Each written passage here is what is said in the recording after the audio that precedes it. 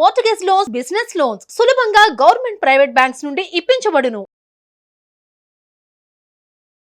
Hi అండి, అందరికీ నమస్కారం. నేను మీ వేణుగోపాల్ రెడ్డి ఫ్రమ్ జోష్ ఇన్నోవేషన్స్ ప్రైవేట్ లిమిటెడ్. ఈరోజు మన ప్రియతమ విద్యాశాఖ మంత్రి యనుమల రేవంత్ రెడ్డి గారు స్కిల్ హబ్గా తెలంగాణని ఆవిష్కరిస్తూ బిఎఫ్ఎస్ఐ అనేటువంటి ఒక కోర్సుని తీసుకురావడం జరిగింది. బిఎఫ్ఎస్ఐ అంటే దీంట్లో ఫైనాన్సు, బ్యాంకింగు, అదేవిధంగా ఇన్సూరెన్స్ సంబంధించినటువంటి వ్యవహారాలు ఉంటాయి. సో దీంట్లో రిజిస్ట్రేషన్ చేసుకోవచ్చని చెప్తున్నాడు. మా ముఖ్యమంత్రి గారికి నేను చెప్పేది ఏంటంటే, మా విద్యాశాఖ మంత్రి గారికి, మా వాళ్ళు, మా విద్యార్థులు, తల్లిదండ్రులు కంప్యూటర్ సైన్స్ తప్ప దేన్ని ముట్టుకోవడానికి రెడీ లేరు. ఇస్తే కంప్యూటర్ ఆపరేటర్గానే ఉద్యోగం చేసుకుంటాం తప్ప మేము బ్యాంకింగ్లోకి వెళ్ళము, ఫైనాన్స్లోకి వెళ్ళము, ఇన్సూరెన్స్ అయితే పేరే చెప్పమని చెప్పి వాళ్ళు అంటున్నారు.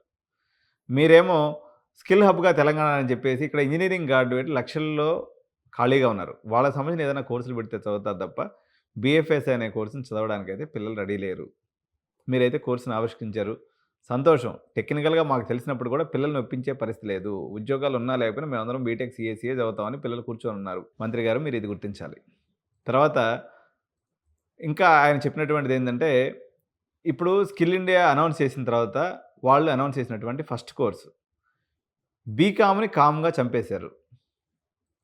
కామర్స్ కాలేజెస్ని, హిస్టరీ కాలేజెస్ని, అదేవిధంగా బీఏ కాలేజెస్ని మొత్తం కూడా గంపకొత్తగా చంపేసిన తర్వాత మీరు డిగ్రీ కోర్స్కేమో 10,000 రూపాయలు, 15,000 రూపాయలు రీయింబర్స్మెంట్ ఇచ్చారు. ఇంజనీరింగ్ కోర్స్కేమో ఎస్సీ ఎస్టీలు చేరినా కూడా ₹1,00,000, ₹1,50,000 ఉన్న ఫుల్ రీయింబర్స్మెంట్ ఇచ్చారు.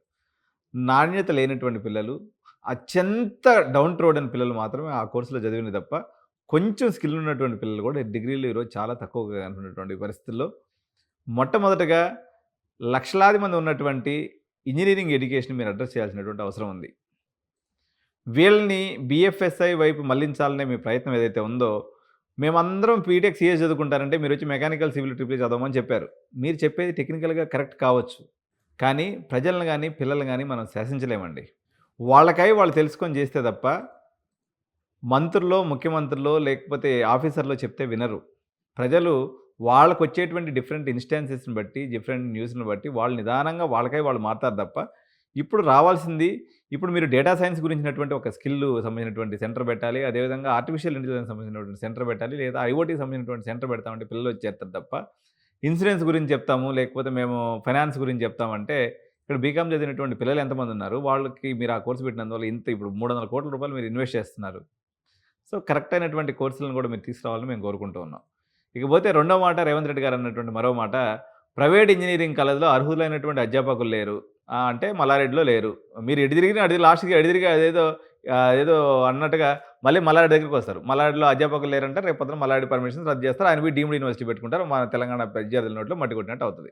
కాబట్టి మీరు మా రాష్ట్రానికి ముఖ్యమంత్రి, మా ప్రియమైనటువంటి ముఖ్యమంత్రి, మా ప్రియమైనటువంటి విద్యాశాఖ మంత్రి కాబట్టి మమ్మల్ని అందరినీ దృష్టిలో పెట్టుకోండి. స్టేక్ హోల్డర్స్ని, మన విద్యార్థుల్ని అందరినీ దృష్టిలో పెట్టుకోండి. మీరు కొన్ని మంచి పనులు కూడా చేస్తున్నారు. ఉదాహరణకి తెలంగాణ డ్రగ్స్ రహిత రాష్ట్రంగా చేయాలనేటువంటి మీ ఎఫర్ట్స్ అనేవి 100% నిజంగా సక్సెస్ అయినాయి. అక్కడ మేము ఎంతో మిమ్మల్ని అప్రిషియేట్ చేసాము. యాక్చువల్గా ఇలాగనే రాష్ట్రం ముందుకెళ్తే చాలా బాగుపడుతుందని అనుకున్నాం. తర్వాత మీరు ఇంటర్నల్ స్లైడింగ్ పెడితే నిజంగా కరప్షన్ అడ్డుకట్టేస్తున్నారు రేవంత్ అన్న, మొత్తం కూడా మనకి ఇంజనీరింగ్ అంతా కూడా కరప్షన్ ఫ్రీ ఎడ్యుకేషన్ అవుద్దనుకున్నాం. తీరా చూస్తే మీ యొక్క మొండి పట్టుదల వల్ల కొన్ని వేల మంది విద్యార్థులు నష్టపోవడం జరిగింది.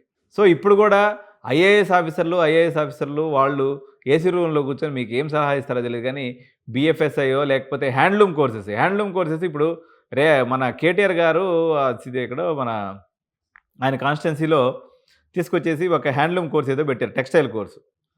మీరు గుర్తించాల్సిన విషయం ఏంటంటే గత 10 ఏళ్ళుగా ఆ కోర్సులో ఎవరు చేరలేదు. ఆయన వచ్చిన తర్వాత బ్రహ్మాండమైన కాలేజ్ గడిచాడు. ఎవరు? కేటీఆర్.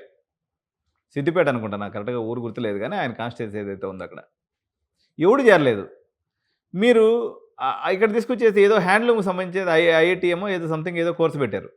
హ్యాండ్లూమ్ కోర్సులు, ఫైనాన్స్ కోర్సులు, లేకపోతే ఇన్సూరెన్స్ కోర్సులు ఎవరు చదువుతున్నారన్న? ఇక్కడ బ్రహ్మాండంగా ఉపాధి కలిగినటువంటి టామ్కామ్ లాంటిది పెడితేనే దాంట్లో చేరేదానికి మనుషులు లేక మనవాళ్ళు చేరినటువంటి పరిస్థితి. మనవాళ్ళందరికీ ఒక ఫోబియా పట్టుకుంది. మీరు ఆ ఫోబియాను పోగొట్టాలంటే ముందు నారాయణ శ్రీ చైతన్య కాలేజీలు మూసేయాలి. మీరు మూసేయలేరు, ఎందుకంటే నారాయణ తెలుగుదేశం పార్టీకి సంబంధించిన ఆయన మీ గురువుకు సంబంధించిన పార్టీ కాబట్టి మీరు వాళ్ళ మీద ఎటువంటి నిర్ణయం తీసుకోలేరు. సో, ఇదంతా కూడా జరగని పనులన్నట్టు.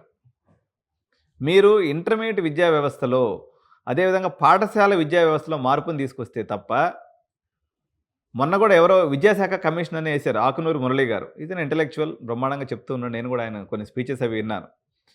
మీరు గ్రౌండ్ లెవెల్ రియాలిటీలో అనేక విద్యా ఉపాధికి సంబంధించినటువంటి బడ్జెటింగ్‌లో మీరు మార్పులు తీసుకురాకుండా, అక్కడక్కడ తళుకులు, వెలుకులు చేసినటు వల్ల ఎటువంటి ఉపయోగం ఉండదు.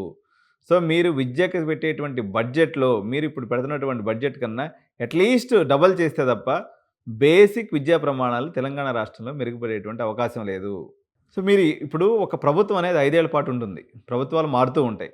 మీరు చేసేటువంటి ఏదైతే యంగ్ ఇండియా స్కిల్ యూనివర్సిటీ అన్నారు. మీరు ఆర్టిఫిషియల్ ఇంటెలిజెన్స్ తీసుకొస్తామంటున్నారు. అదేవిధంగా కొత్త కొత్త విధానాలను తీసుకొచ్చి తెలంగాణ యువతకి ఉపాధి అవకాశాలు కల్పించాలనేటువంటి మీ యొక్క ప్రయత్నం గొప్ప ప్రయత్నమే. కానీ ఇందులో ఉన్నటువంటి అనేక చిక్కుముడుల్ని, పీటముడుల్ని అడ్రెస్ చేయకుండా, అనేక రకాలైనటువంటి ఇంబాలెన్సెస్‌ని మీరు కరెక్ట్ చేయకుండా, మీరు ముందుకెళ్తే ఈ ఫలాలు ప్రజల దాకా చేరవు. ప్రభుత్వాల యొక్క పరిధి పరిపాలన చేయటమే తప్ప బెత్తం తీసుకొని ప్రజల్ని శాసించటం కాదు. వాళ్ళు ఐటీ ఉద్యోగాలు కావాలని అడుగుతున్నారు. ఇప్పుడు నిజమే మీరన్నది. ఇప్పుడు మన దగ్గర తీసుకున్నప్పుడు యూపీ లాంటి గవర్నమెంట్స్, యూపీ ప్రభుత్వం గానీ, బీహార్ ప్రభుత్వం గానీ అనేక రకాలైన ఈవెన్ హర్యానా గవర్నమెంట్ కూడా స్కిల్ ప్రోగ్రామ్స్ కండక్ట్ చేస్తుంది. అనేక రకాలైనటువంటి స్కిల్ స్కీమ్స్ వాళ్ళు కండక్ట్ చేస్తున్నారు. ఆ రాష్ట్రాల్లో ఒక్కొక్కరికి ముగ్గురేసి, నలుగురేసి పిల్లలుంటారు. అక్కడ జనాభా ఎక్కువ ఉంటుంది కాబట్టి వాళ్ళు ఆ రకంగా ఆలోచిస్తున్నారు. వాళ్ళలో పేదరికం కూడా ఆ రాష్ట్రాల్లో ఎక్కువుంది. తెలంగాణ అనేది డెవలప్డ్ స్టేట్. అదేవిధంగా ఇక్కడ యొక్క ప్రజల యొక్క ఇన్‌కమ్ లెవెల్స్ కూడా భారతదేశంలోనే హైయెస్ట్ ఉన్నాయి. 35,000 రూ. 3,60,000 ఏమో ఉందంట మన తలసరి ఆదాయం. అంటే దగ్గర దగ్గర 35,000 రూపాయలు ఉందంటే ఒక మనిషి తలసరి ఆదాయం. నేనింకా ఇప్పుడు ఆ చిన్న చిన్న ట్రైనింగ్‌లు ఇస్తానంటే నడవదు. వీళ్ళు ఆ 3,00,000 ఉన్నదాన్ని మీరు 6,00,000 చేయటం మీద దృష్టి పెట్టండి. ఆ రకంగా మనం కంపెనీలని తీసుకొచ్చేటువంటి ప్రయత్నం చేయండి. తద్వారా మనం ఇంకా ముందుకెళ్ళేటువంటి ప్రయత్నం చేద్దాం. మీరు డిగ్రీకి, అదేవిధంగా ఇంజినీరింగ్ వ్యవస్థకి చాలా వ్యత్యాసం ఉంది. నేను మీది నేషనల్ ఎడ్యుకేషన్ పాలసీ మీద మీరు ఏదైతే ఇంటర్మీడియేట్ వ్యవస్థను రద్దు చేస్తూ నిర్ణయం తీసుకోబోతున్నారనేటువంటి అనేక వార్తలు వస్తున్నాయి. దాని మీద కూడా నెక్స్ట్ వీడియో నేను చేస్తానండి. సో, అసంభవమైనటువంటి పనిది. ఎందుకంటే ఇంటర్మీడియేట్ గుత్తాధిపత్యంలో నారాయణ, శ్రీ చైతన్య, గాయత్రి, ఎస్ఆర్ ఇంకా అనేక రకాలైనటువంటి సంస్థలు ప్రభుత్వాలకి భారీగా డబ్బులు ఇవ్వటం, డబ్బులిచ్చి వాళ్ళ యొక్క పబ్బం గడుపుకోవడం అనేది ఆంధ్రప్రదేశ్‌లో నేను గత 25 ఏళ్ల నుంచి చూస్తున్నా.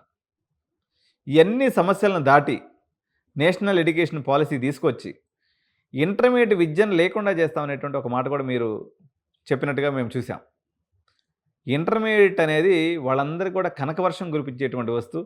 తద్వారా ఐఐటీ పేరు చెప్పి జనాలను దోచుకోవడం అలవాటు పడిపోయినటువంటి ఈ వ్యవస్థలో మీరొచ్చేసి నేషనల్ ఎడ్యుకేషన్ పాలసీ పెడతామన్నట్లయితే ఇది ఒట్టి మాటల సద్దిమూటగానే మిగిలిపోతుంది తప్ప ఇది జరిగే అవకాశం లేదని నాకైతే అనిపిస్తుంది.